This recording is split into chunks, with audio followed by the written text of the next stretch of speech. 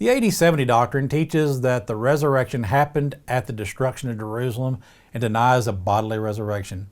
Is this the case? To answer this question, let us examine Jesus' resurrection. Apparently some in the Corinth church were denying that Jesus had been raised from the dead.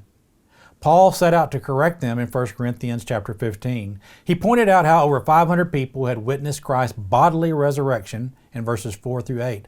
Paul goes on to say that Christ, who was raised from the dead, is the first fruits, and when he comes again, those who belong to him will be raised from the dead as well, verses 20 through 23. Since Jesus is the first fruits and his resurrection was a bodily one, this would indicate that our resurrection is to be a bodily one as well. The only way that the AD 70 doctrine could be true is if Jesus' resurrection was not a bodily one.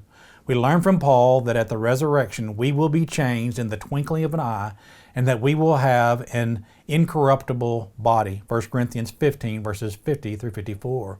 Paul also tells us that a Christian citizenship is in heaven and how we eagerly wait for Jesus' return so that we can be transformed.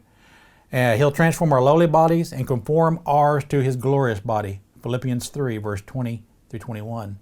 John agrees with this when he says, "When Christ is revealed, we shall be like him and see him as he is." 1 John 3 verse number 2. Have these things already happened as the AD 70 doctrine teaches?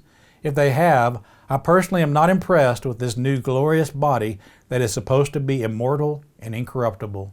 Are you? Obviously, the resurrection has not happened yet. During Jesus' earthly ministry, the Sadducees were trying to trap Jesus in a question about the resurrection.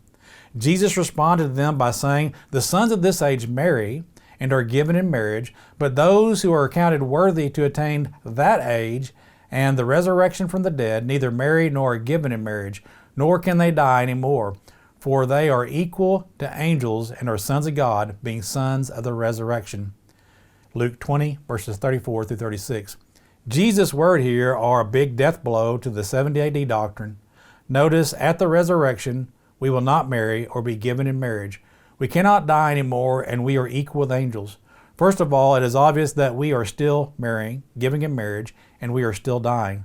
Now, if the AD 70 doctrine advocates try to make dying a spiritual concept, then this means we cannot sin, because sin is what causes spiritual death, Romans 6, verse 23.